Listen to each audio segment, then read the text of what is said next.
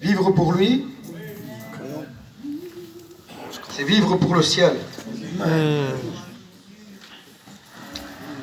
Christ en vous, c'est l'espérance de la gloire. Quelle belle espérance que d'être un chrétien. Gloire au Seigneur. J'aimerais ce matin partager une pensée avec vous. Il y a beaucoup de serviteurs de Dieu au milieu de nous. Je pense que ce matin, il n'y a rien d'exceptionnel. N'importe quel prédicateur au milieu de nous aurait pu prêcher ce matin ce que je vais prêcher. Mais bon, c'est ainsi. Il faut que chacun marche selon l'appel qu'il a reçu. Le sort est tombé sur Jonas ce matin. Alors je vais essayer de le faire du mieux que je peux, en essayant d'être le plus clair possible. J'aimerais avec vous ouvrir la parole de Dieu et faire une lecture dans le premier livre de Samuel,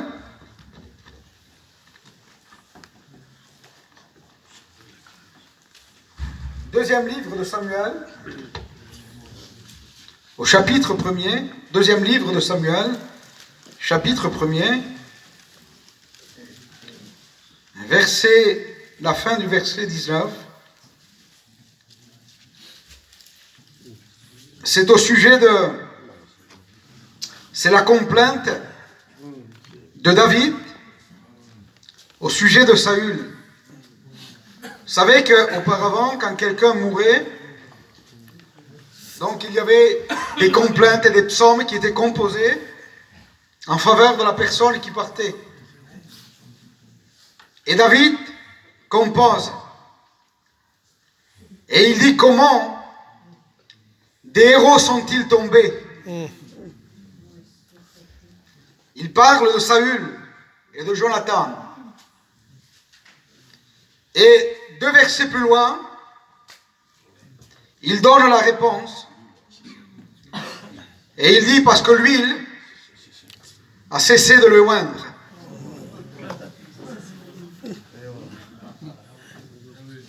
Et je pense qu'on pourrait conclure le culte là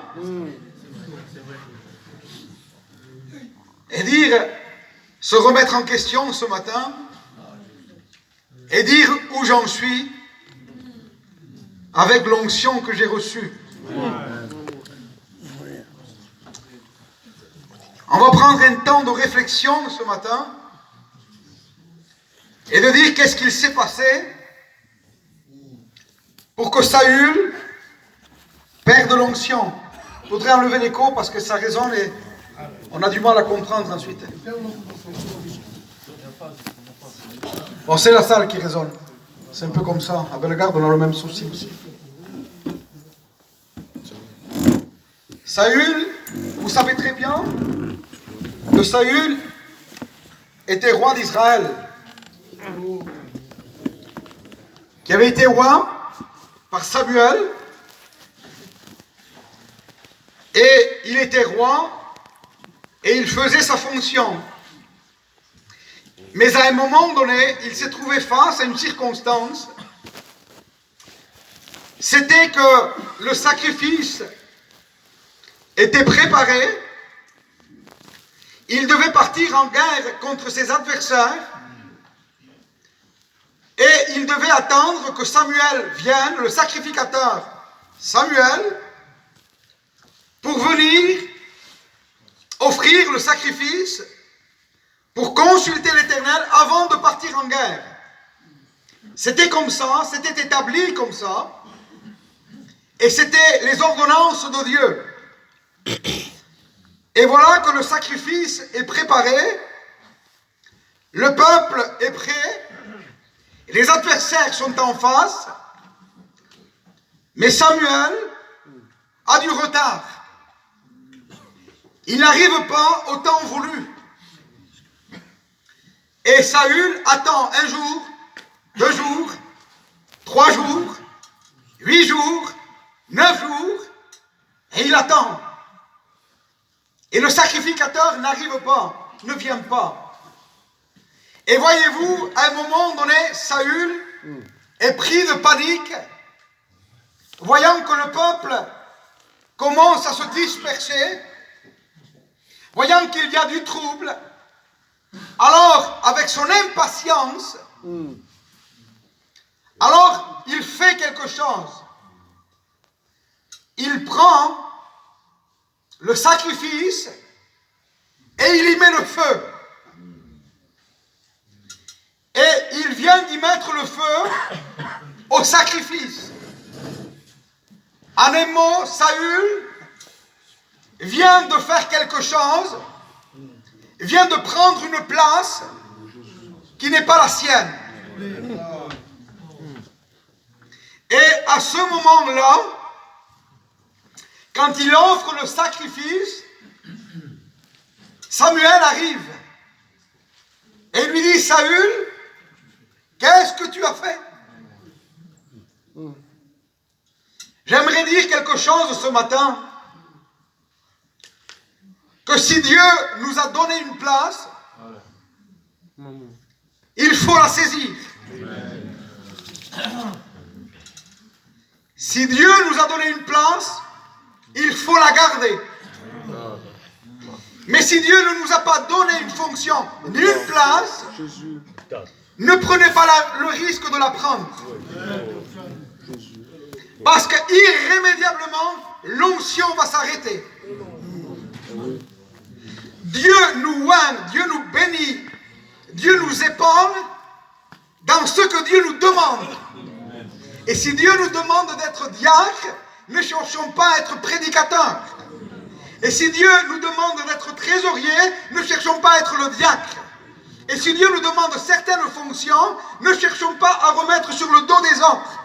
La Bible dira qu'il faut que chacun marche selon l'appel qu'il a reçu. Le problème qu'il y a, c'est de savoir se poser la question, quel appel j'ai reçu? Aujourd'hui, on se donne des noms et des titres. Prophète, évangéliste, pasteur, responsable. Qui c'est qui a donné ces noms? Dieu ou les hommes? De toute façon, quand on marche selon l'appel que nous avons reçu, pas besoin de revendiquer. Le fruit nous suit. On sait ce qu'on est. On sait dans quoi Dieu nous a établis. Et voyez-vous, le problème, c'est que Saül a pris une place qui n'était pas la sienne. Parce que si Saül était roi d'Israël, si Saül lui était arrivé de prophétiser, mais une chose est certaine, c'est que Saül n'était pas sacrificateur. Parce qu'on ne pouvait pas avoir les trois fonctions en même temps. Il n'y avait que notre Seigneur Jésus-Christ qui pouvait les avoir. Aucun homme sur la terre ne pouvait avoir les trois fonctions en même temps. On pouvait être roi et prophète, on pouvait être prophète et sacrificateur, mais on ne pouvait pas être roi, prophète et sacrificateur. On ne pouvait pas.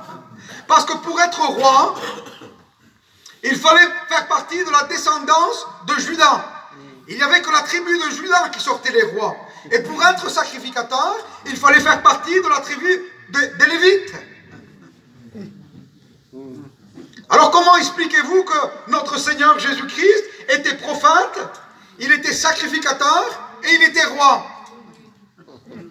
Parce que lui, il ne fait pas partie ni de Juda, ni des Lévites. Il est sacrificateur selon l'ordre de Melchisedec. Et le règne est au-dessus de tout, de toutes les tribus, selon l'ordre de Melchisedec. Lui, oui, il pouvait avoir les trois fonctions, mais pas Saül. Il prend une place qui n'est pas la sienne. Vous savez comment ça se passe des fois? Et on dit ça et on s'exhorte ensemble. On dit ça dans la simplicité. Vous avez quelqu'un dans une église, un jeune foyer, qui est là, qui serve le Seigneur avec les moyens que Dieu lui donne. Mais aujourd'hui, malheureusement, quand on voit un jeune avec une Bible sous le bras, quand on voit un costard et une cravate, on dit, tu vas monter à Gien.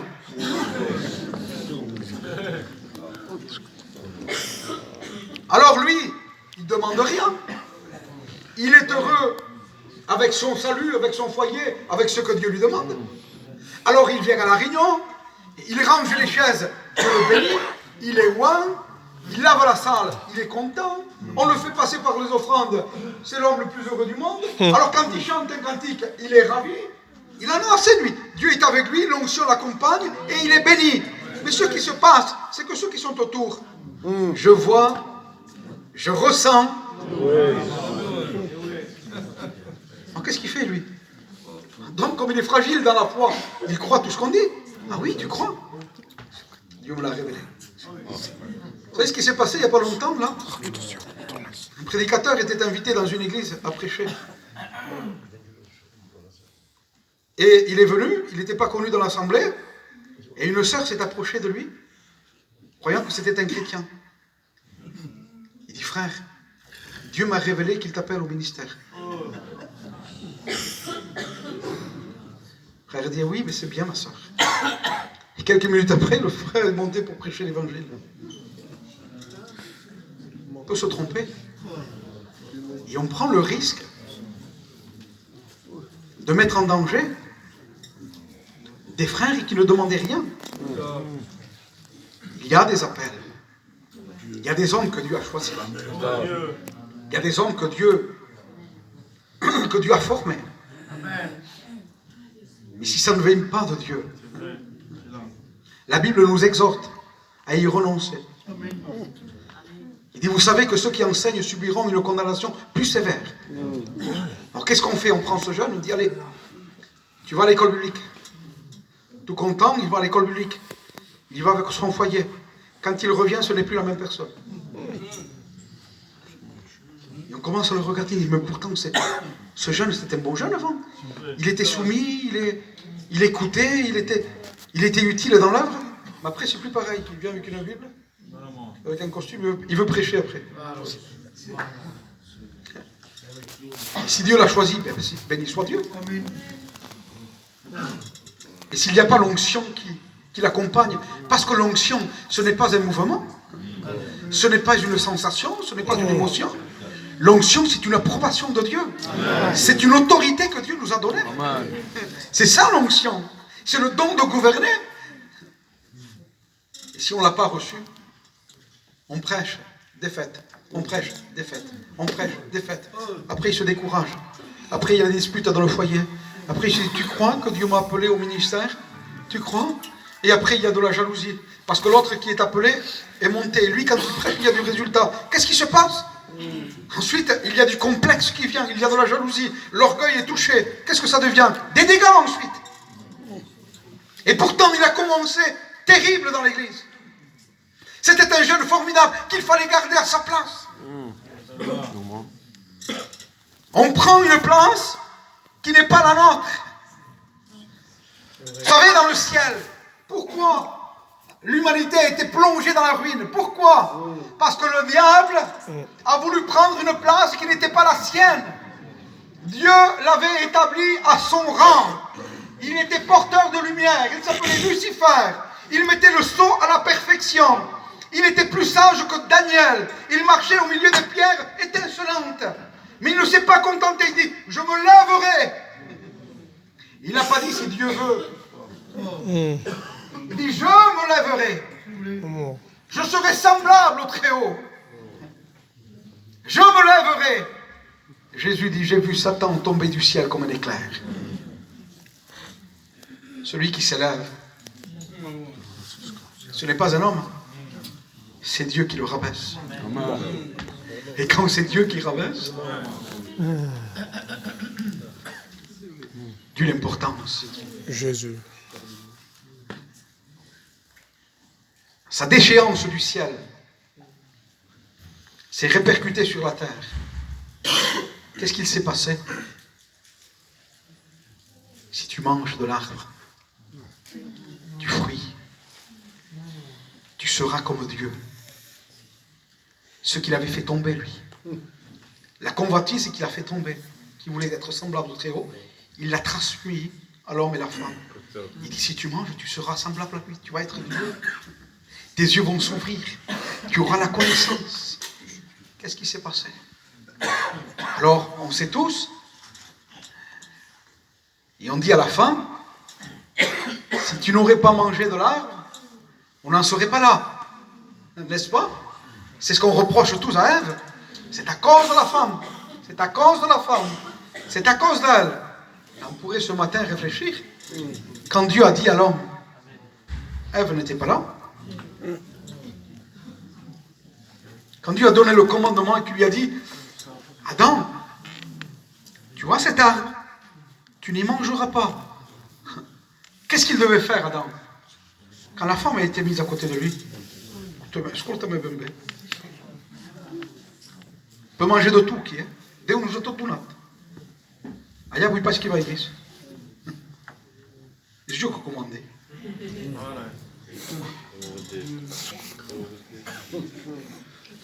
Et normalement, on dit c'est Ève. Moi je dis c'est à cause d'Adam.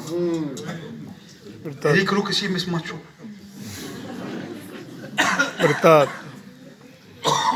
Et voyez-vous, le problème dans certains foyers, c'est parce que bien souvent la femme prend une place qui n'est pas la sienne.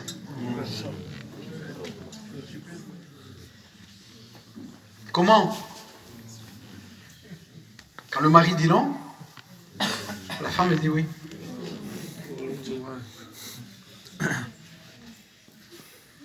C'est arrivé ça déjà.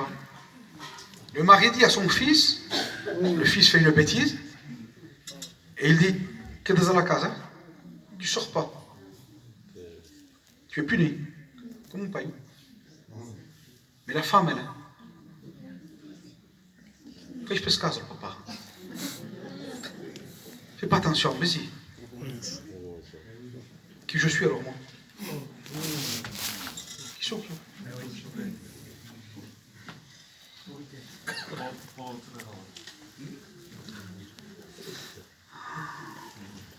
J'en doute pas qu'il y a des femmes de Dieu. Ça m'étonnerait qu'ils égalisent la mienne.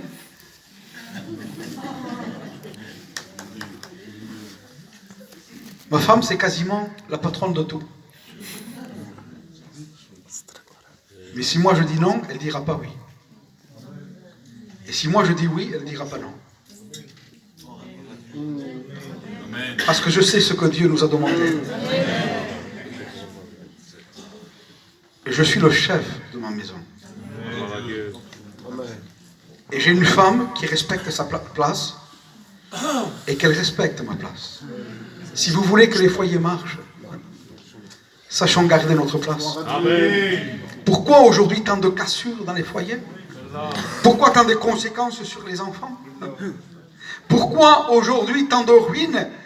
Et même, pardonnez-moi les frères de le dire, pourquoi tant de ministères ruinés? Le 80% se vient à cause de la femme.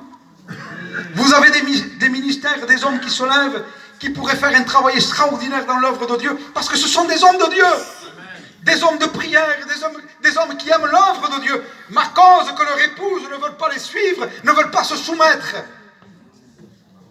Ces hommes-là sont handicapés dans leur ministère. C'est malheureux, mais il faut le dire. Et pardonnez-moi, regardez quelle puissance. Vous avez des ministères, les pauvres, voilà, tout juste. Voilà. Mais derrière, ils ont une femme de Dieu qui les pousse, qui les aide, qui les soutient. Ils sont là, qui les poussent. Et ces hommes-là brillent. Pourtant, ils ont un petit ministère. Leur épouse, le foyer est à sa place. Les enfants sont à sa place. L'épouse le respecte. Quand le mari dit j'ai invité des frères, il faut faire à manger. L'épouse est dévariée parce qu'elle apprécie de recevoir les frères, parce qu'elle veut honorer son mari. La gloire de Dieu se manifeste. L'onction suit le foyer.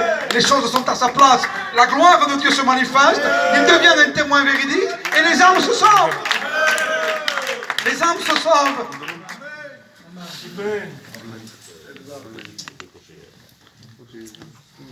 Souvenez-vous de Moïse, quand il a libéré le peuple.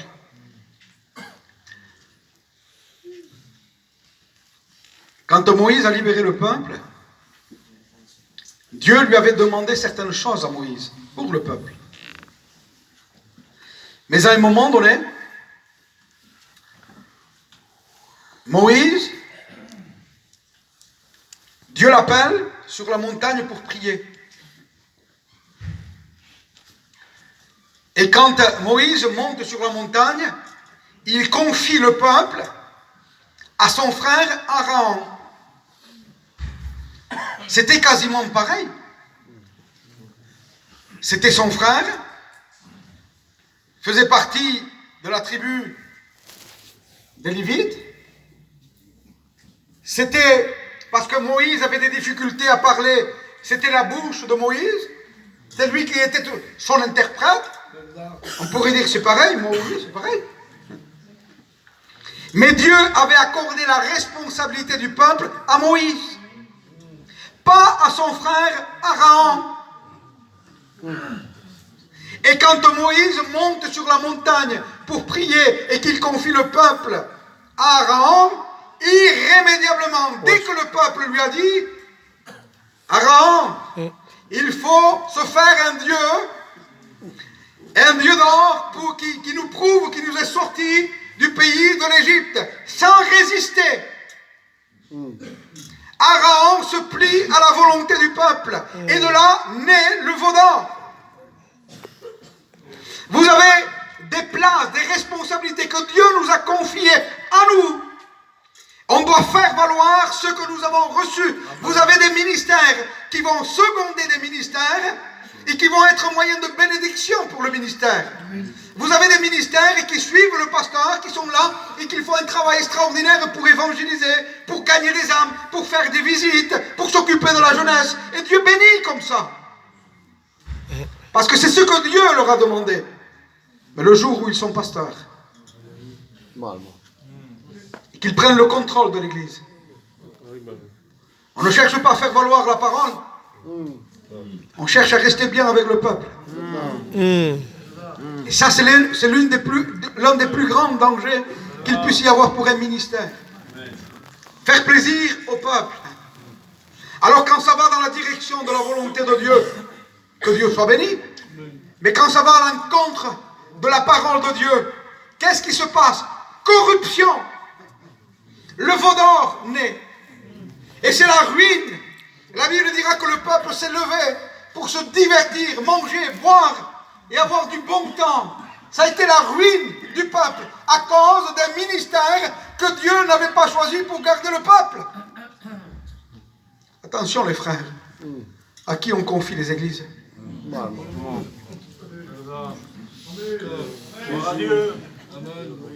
On met en péril tout un troupeau. Les brebis ne nous appartiennent pas, elles ne sont pas à nous. On n'a pas le droit de dire Yababé minje makat. Dieu nous redemandera des comptes. Dieu nous demandera des comptes. Aaron n'était pas à sa place. Il a apporté la corruption au milieu du peuple. Saül, tu n'es pas sacrificateur. Attends, Samuel, j'ai vu que tu venais pas, le peuple se dispersait, la guerre va commencer, comment tu veux que je fasse? Donc, comment tu veux que je fasse? Attention, ce que Dieu nous a demandé, ce n'est pas parce que Dieu nous a demandé quelque chose maintenant qu'il va le faire de suite. Dieu n'a-t-il pas dit à Noé qu'il y aurait un déluge? Mais cependant, la sécheresse a persisté. Et combien de temps après est venu le déluge? Dieu n'a-t-il pas dit à Abraham qu'il aurait une postérité, qu'une nation naîtrait de lui? Et cependant, il a fallu qu'il attende 25 ans. Joseph n'a pas rêvé de son élévation, et le lendemain, ses frères l'ont jeté dans un puits. Et Dieu n'a-t-il pas dit à Moïse qu'il délivrerait son peuple? Mais Pharaon s'est endurci. David a été oint pour roi, mais Dieu a maintenu Saül au pouvoir pour pouvoir le préparer. Ce n'est pas parce que Dieu dit maintenant que les choses vont s'accomplir maintenant. La Bible dira, si la promesse tarde, attends-la. Parce qu'elle s'accomplira certainement. Ne paniquons pas. Laissons faire. Ça fait partie du processus de Dieu. L'impatience nous fait faire des bêtises. L'impatience n'attend plus le secours de Dieu. Il agit lui-même. Et quand il agit lui-même, alors irrémédiablement on fait des bêtises. Bien souvent, on veut essayer d'aider Dieu. Dieu n'a pas besoin de nous. C'est vrai. Il est Dieu. Pardon. Il fait ce qu'il veut. Le processus de Dieu, c'est de nous former. On peut recevoir aujourd'hui la promesse. Et chacun sait ce que Dieu lui a réservé, ce que Dieu lui a promis. Et on est dans un temps d'attente. On attend. Quand est-ce, Seigneur? 1 an. Quand est-ce, Seigneur? 3 ans sont passés. Quand est-ce, Seigneur? 10 ans sont passés. Ils ont attendu. Ils ont attendu. Ils ont attendu. Ce qui est merveilleux, c'est que la Bible dira ce que la bouche de Dieu dit. Son saint bras l'accomplit. Et il l'accomplira toujours. Toujours. Mais Saül n'a pas su attendre. Il a été impatient. Qu'est-ce qu'il a fait? Une bêtise. Il y a mis le feu. Le sacrifice a commencé. Samuel arrive.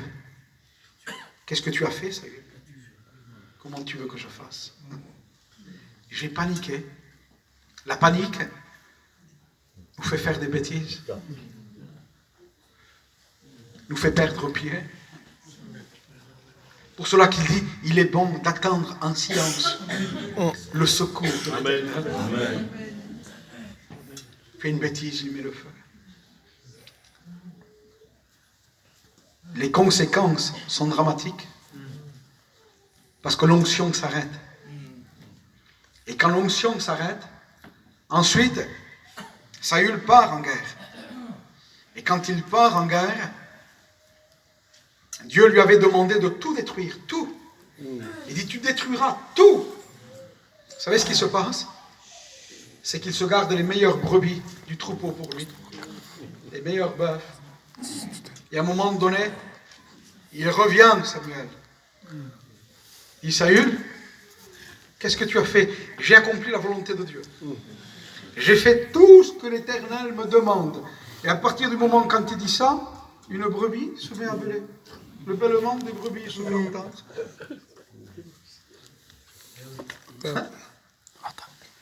Il y a des brebis qui bêlent. Elles se font entendre. Et Samuel les entend.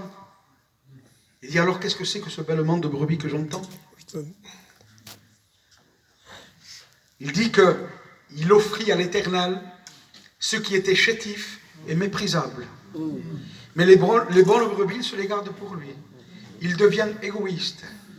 Il devient, pardonnez-moi de l'expression, il y a des hommes âgés au milieu de nous, et j'aimerais être respectueux dans ce que je dis, mais je dis ce que la Bible dit.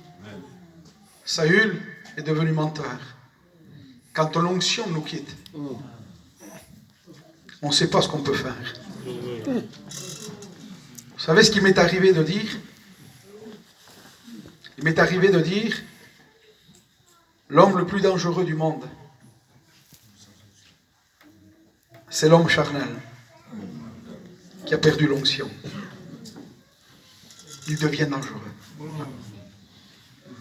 On ne sait pas de quoi il est capable. L'homme sans l'onction peut devenir une bête, devenir pire que l'inconverti. La preuve en est, c'est que Saül, à partir de ce moment-là, Samuel lui dit, aujourd'hui même l'Éternel t'enlève la royauté. C'est fini. Tu ne seras plus le roi, tu auras peut-être le titre, mais mon approbation, l'onction, je te la retire, c'est fini. Tu peux marcher, tu peux faire comme tu veux, tu peux prêcher si tu le veux, mais je t'enlève la royauté. C'est fini. J'ai choisi quelqu'un de meilleur que toi. J'ai choisi un homme selon mon cœur. Que Dieu soit béni. Quand Dieu choisit, les choses changent. Quand c'est Dieu qui le fait, les choses changent. Et à partir de ce moment-là, il devient criminel. Saül devient un orgueilleux. Il devient un homme possédé. Il combat l'œuvre de Dieu. Il consulte la magicienne. Il fait mourir 80 sacrificateurs. 80 sacrificateurs portant l'éphod. C'était intouchable. On ne pouvait pas toucher un sacrificateur portant l'éphod. On ne pouvait pas y toucher. Mais Saül prend l'audace et le courage de faire mourir 80 sacrificateurs à cause de son orgueil. Il devient fou. Quand on perd l'onction, on peut devenir fou. Il dit, mais que fait? Mais la vie on fait. Il a perdu l'onction. Vous savez comment il finit? Saül, lui qui avait été roi, et qui était roi d'Israël, et qui à un moment donné avait été prophète, il finit au suicide. Il consulte les puissances des ténèbres, il consulte la magicienne, les prédiseurs d'avenir, ceux qui évoquent les morts. Et à partir de ce moment-là, il finit au suicide. La Bible dit, ce n'est pas le commencement d'une chose qui est importante. Il y a des hommes qui ont très très bien commencé, mais qui ont malheureusement très mal fini. Mais le contraire existe aussi. Il y a des hommes qui ont très mal commencé, et qui ont bien fini. Qu'est-ce qui s'est passé? C'est passé qu'il en a fini au suicide. Mais Dieu avait déjà pourvu pour son peuple. Parce que n'oubliez pas, les ministères, ça passe. Les responsabilités, ça passe. Mais l'Église, elle reste. Les brebis sont à lui. Dieu se pourvoira toujours pour les brebis. Ne vous attachez jamais à ce qui est passager. Faites toujours confiance en Dieu. Dieu s'était déjà réservé un jeune David selon son cœur.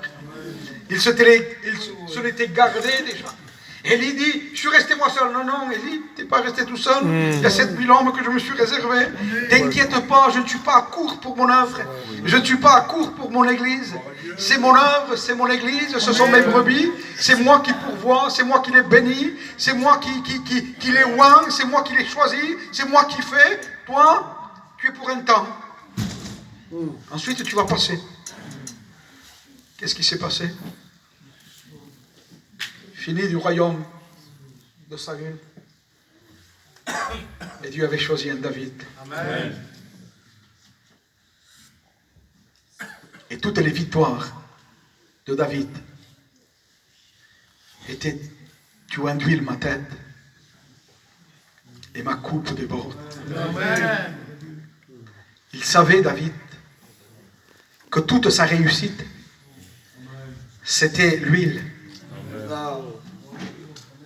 Tu induis ma tête et ma coupe déborde.